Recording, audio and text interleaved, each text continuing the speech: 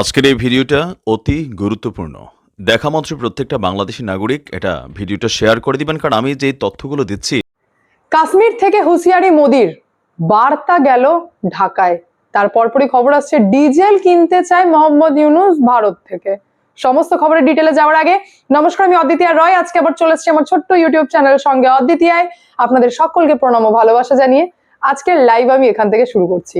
শুরুতেই আমি আপনাদেরকে যে লাইনটা বললাম যে কাশ্মীর থেকে হুঁশিয়ারি গেল মোদির, বার্তা গেল ঢাকায়, কেন সেটা আগে আমি আপনাদের সামনে নরেন্দ্র মোদির একটা ভিডিও চালাবো, তারপর যাব ডিটেলসে।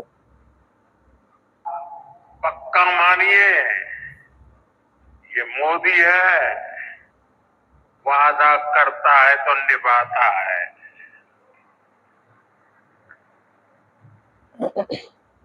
हर काम का एक समय होता है और सही समय पर सही काम भी होने वाले हैं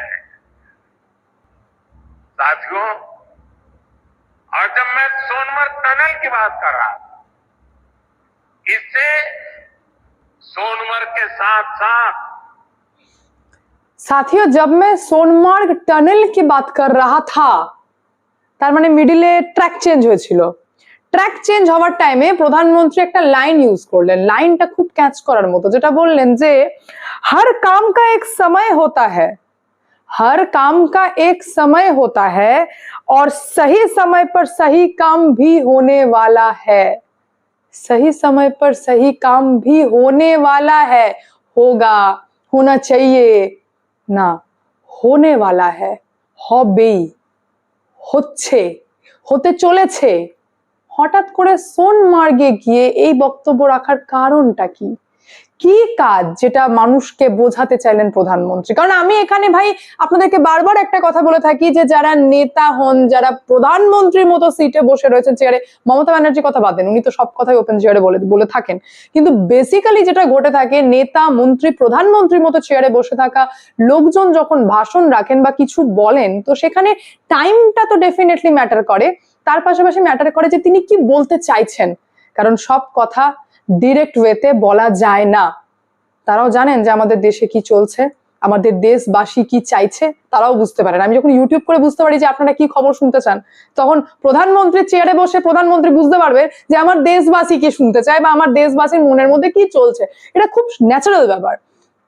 সেখানে প্রধানমন্ত্রী বললেন যে সোনমার্গ কা বাত কর রাহা থা, মানে একটু ট্র্যাক চেঞ্জ করেছিলাম এবং আমি বললাম যে सही समय पर सही काम होने वाला है।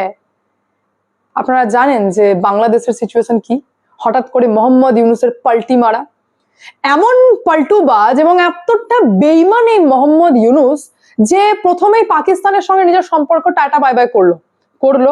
তারপর যেটা করেছে সেটা হচ্ছে যে 1.5 লক্ষ টন ডিজেল বাংলাদেশ কিনতে চাইছে ভারতের কাছ থেকে, যার হিসাব নিকাশ করা হয়ে গেছে যে জানুয়ারি টু ডিসেম্বরের মধ্যে যদি আমি এই বছর কিনে থাকি তাহলে খরচ পড়বে আমার মোটামুটি 1137 কোটি টাকা দেবো আমি ভারতের সঙ্গে এই কাজটা করব।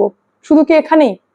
শুধু এখানেই নয়, বাংলাদেশের ক্ষেত্রে আমি কেন বলছি বারবার, এক তো হচ্ছে ডিজেল কিনতে চাইছেন, সেকেন্ড হচ্ছে চাল ভারত থেকে কিনেছেন, কেনার কথা নয়, তিনি তো পাকিস্তান থেকে চাল আনাচ্ছিলেন। আচ্ছা, থার্ড হচ্ছে যে পাকিস্তানের মুখে ঝাঁটা মারলেন মোহাম্মদ ইউনূস, বলেন কোনো সেনা ফেনার পারমিশন নেই, এখানে আসতে পারবে না। প্রেস সচিব শফিকুল ইসলাম তাই কিন্তু বলেছেন। ওকে, আর যেটা বললেন সেটা হচ্ছে দ্য মোস্ট ইম্পর্টেন্ট, সেটা হচ্ছে যে সোমবার দিন দুপুরে চট্টগ্রামে অ্যাডিশনাল চিফ মেট্রোপলিটন ম্যাজিস্ট্রেট কোর্টে শুভাশিস শর্মার জামিন এবং উনি সহ আরো 65 জন উকিলের জামিন হয়েছে। এই সেই শুভাশিস শর্মা যিনি চিন্ময় কৃষ্ণ দাসের কেস লড়ছিলেন, যার এগেনস্টে মামলা দেওয়া হয়েছে যে পুলিশ এবং বিচার প্রার্থীদের ওপরে হামলা চালানো, তাদের গাড়ি ভাঙা, তাদেরকে মারধর করা, বিস্ফোরণ করা, এই সমস্ত ভয়ঙ্কর ভয়ঙ্কর মানে মামলা চাপানো হয়েছিল এই চিন্ময় কৃষ্ণ দাসের লয়ার এবং সাপোর্টার আরো 65 জনের ওপর, এবং তারা প্রত্যেকেই হিন্দু। তাদেরকে কোন ঠাসা করে দেওয়া হয়েছিল, এমন একটা অবস্থা যেমন চট্টগ্রামে আর ওনারা কোনো কাজই করতে পারবেন না, মানে আর প্র্যাকটিসই করা যাবে না। সেই জায়গায় একদিনে সারেন্ডার করে কোর্টে জামিন হয়ে গেল। এবং বাংলাদেশের সূত্র থেকে জানা যাচ্ছে, বাংলাদেশের সংবাদ মাধ্যমের সূত্র থেকে এটাও জানা যাচ্ছে যে খুব শীঘ্রই চিন্ময় কৃষ্ণ দাসেরও জামিন হতে পারে, খুব শীঘ্রই। সমস্ত দিকে কেমন যেন একটা তোলপাড় লেগে গেছে, কেমন একটা অটোমেটিক ভারতকে খুশ করার জন্য যা যা কাজ করার সমস্ত কিছুই বাংলাদেশ সরকার নিজে থেকে করতে লেগেছে, কারণ অলরেডি সম্ভবত ইনি বুঝে গেছেন যে আর ভারতকে ঠেকানো যাবে না। হেল্পলাইন নাম্বার জারি করা হয়েছে, সংখ্যালঘুদের উপর যে অত্যাচার চলছে সেই কারণে হেল্পলাইন নাম্বার, যে যদি বাই চান্স কিছু ঘটে তো সঙ্গে সঙ্গে ওই নম্বরে ফোন করলে নাকি সেখানকার পুলিশ প্রশাসন অ্যাক্টিভ হয়ে যাবে এবং প্রোটেকশন দেওয়া হবে। তো এত কিছু কিসের জন্য? যদিও আমি এটাও বলে দিচ্ছি যে এই যে চেঞ্জেস বাংলাদেশের মধ্যে আপনারা দেখতে পাচ্ছেন, এটা অত্যন্ত উল্লেখজনক এই কারণেও হয়ে দাঁড়ায় কারণ এই সেই বাংলাদেশ যা শেখ হাসিনার আমলে বিশ্ব ব্যাংক থেকে টাকা নিয়েছিলেন প্রকল্পের উন্নয়নের জন্য, সেটাও হচ্ছে ইনফরমেশন টেকনোলজি লাইনটাকে আরেকটু উন্নত করার জন্য, ইনফ্রাস্ট্রাকচারাল ডেভেলপমেন্টের জন্য, সমস্ত কিছুর জন্য লোন নিয়েছিলেন বিশ্ব ব্যাংক থেকে। যে টাকা শেষ পর্যন্ত বিশ্ব ব্যাংক থেকে ফেরত চাওয়া হলো বাংলাদেশের কাছে এবং বাধ্য হলেন $175 মিলিয়ন বিশ্ব ব্যাংকে ফেরত দিতে, কারণ বিশ্ব ব্যাংক বলছেন তোমাদেরকে টাকা আমি দিয়েছি এদিক ওদিক ঘুরে বেড়ানো, প্রেস কনফারেন্স এবং এই পাকিস্তানের সঙ্গে বন্ধুত্ব, এই ভারত বিরোধী কথা, সংখ্যালঘুর উপর অত্যাচার, এই সমস্ত করার জন্য নয়। টাকা দিয়েছি উন্নতি করার জন্য, এবং যেখানে যে প্রকল্পের লাইটটুকু আমরা দেখতে পাচ্ছি না, সেই প্রকল্পের আলোটুকু আমরা দেখতে পাচ্ছি না। সুতরাং ভাই টাকা ফেরত দাও, কারণ তোমরা ভবিষ্যতে টাকা ফেরত দিতে পারবে কি পারবে না, কি ঘটবে আশঙ্কা, আর এই গভর্নমেন্টের টাইমে তো আরো বেশি আশঙ্কা রয়েছে। সেই কারণে টাকা আমাদের ফেরত চাই, যার জন্য বাংলাদেশ এখন $175 মিলিয়ন বিশ্ব ব্যাংকে ফিরিয়ে দিচ্ছে। এত কিছুর মধ্যে বাংলাদেশের পরিস্থিতি আমরা দেখতে পেলাম, বাংলাদেশে যা চলছে, কিন্তু ওই একটা কথা বললাম না যে নেতা কি বলতে চায় সেটা আমাদেরকে অ্যানালিসিস করে জেনে নিতে হবে। একটা অ্যাসপেক্টে আমরা দেখলাম বাংলাদেশে এত কিছু পরিবর্তন, এরপর কি কিছু হতে চলেছে সেটা পুরোপুরি আমাদের গভর্নমেন্ট, আমাদের ভারত সরকারের উপর ডিপেন্ড করবে। যদি আমি বলে দিচ্ছি বারবার যে এই বাংলাদেশকে বিশ্বাস করার নেই, যে এত বড় বেইমানি দুদিনের মধ্যে করতে পারে, সেই বাংলাদেশকে বিশ্বাস করারই নেই। আর একটা বড় ঘটনা ঘটতে পারে, যেটা 2024 টু 2029 মধ্যে বারবার ইশারাত করে গেছে এই মোদী গভর্নমেন্টের আমলে। আমরা দেখেছি বড় থেকে বড় ডিসিশন নিয়ে সেটা পার্লামেন্টে পাস করাতে পারবে কি পারবে না সেটা অ্যানাদার থিং, কিন্তু বড় বড় বিষয় নিয়ে পেশ করা হয়ে গেছে পার্লামেন্টে, সেটা ওয়াকফ বোর্ড থেকে স্টার্ট করে ওয়ান নেশন ওয়ান ইলেকশন সবটাই আমরা দেখেছি। এবার তো বড় কথা সামনে আসছে, পিওকে, পাক অধিকৃত কাশ্মীর, যেটা পাকিস্তান দ্বারা কন্ট্রোল করা কাশ্মীর, সেটা নাকি ভারত নিতে চলেছে, এমনটাও সামনে আসছে। অমিত শাহ সোনমার্গে নরেন্দ্র মোদীর ভাষণ দেওয়ার 11 দিন আগে সেখানে দাঁড়িয়ে বললেন যে मुझे विश्वास है कि जो कुछ भी हमें गवाया है वो हम जल्दी प्राप्त कर देंगे, पूरा विश्वास है। न केवल भौतिक विकास, कश्मीर की सांस्कृतिक ऊंचाइयों को भी हम बहुत जल्द प्राप्त करेंगे। जो हमने खोया है वो सब हम वापस लेंगे। যা যা আমরা হারিয়েছি, যে গভর্নমেন্টের টাইমেই হোক না কেন, সেই সমস্ত কিছু আমরা ব্যাক করব, আমরা রিটার্ন নেব। কি হারিয়েছি আমরা নেহরুর টাইমে তো কাশ্মীর হারিয়েছি, সেই কাশ্মীর কি আমরা ফেরত পাবো? কারণ কাশ্মীরের লোকজন অলরেডি ডেভেলপমেন্ট দেখতে লেগেছে। আপনারা জানেন যে প্রধানমন্ত্রী 2700 কোটি টাকার প্রজেক্ট, যেটা জেড মোর টানেল সোনমার্গে, যেটা উদ্ঘাটন করে এলেন প্রধানমন্ত্রী, এবং সেখান থেকেই তিনি হুঁশিয়ারি দিয়েছিলেন। শুধু এখানেই নয়, মনে করিয়ে দিই আপনাদেরকে যে কাশ্মীর ডেভেলপমেন্ট দেখতে লেগেছে। কাশ্মীর দেখছে যে নেক্সট হচ্ছে জোজিলা টানেল, যেটাও বিরাট উন্নতির কারণ হয়ে দাঁড়াবে। কাশ্মীর দেখছে চেনাব ব্রিজ, যেখানে রেল অলরেডি টেস্টিং হয়ে গেছে। তো কাশ্মীরের লোক তো ডেভেলপমেন্ট দেখতে লেগেছে, তো পিওকের লোক কি চুপচাপ হাঁ করে দেখবে যে কাশ্মীর ডেভেলপমেন্ট হচ্ছে? আমরা তো পাকিস্তান তো ভিখারি, এর নিজেদের কিছু উন্নতি করতে পারছে না, ইসলামাবাদের কোনো উন্নতি আনছে না, তো আমাদের উন্নতি কি করবে? এ তো শেষ। তাহলে আমাদের জন্য ভালো ভারতের সঙ্গে চলে যাবে। এবং বেশ কিছু এই সরকারের নেতাদের মুখেই কথা শোনা গেছে যে পিওকের লোকজন যদি নিজে থেকে ভারতে চলে আসে তো তাহলে কি কাশ্মীর পাকিস্তান আটকাতে পারবে? তাহলে কি কিছু করতে পারবে? তার মানে প্ল্যানিংটা কত দূর পর্যন্ত চলছে একবার ভেবে দেখুন, যে পিওকে কে নিয়ে মানে এটা আলোচনা করা একটা নিজের মধ্যে বিশাল ব্যাপার, যে আমরা পিওকে নিতে চাইছি। কারণ একটা টাইম এরকম ছিল যখন অটল বিহারী বাজপেয়ী ওপেন ভাবে চিৎকার করে বলতেন যে दूध मांगोगे तो खीर देंगे, कश्मीर मांगोगे तो चीड़ देंगे। তো কাশ্মীর মাঙ্গোগে তো চিড় দেঙ্গে কথাটা কখন আসছে? যখন ওই দিক থেকে বলা হতো কাশ্মীর নিয়ে নেব, কাশ্মীর নিয়ে নেব। আর এখন আমরা বলছি যে যা আমরা হারিয়েছি তা সবটাই আমরা নিয়ে নেব।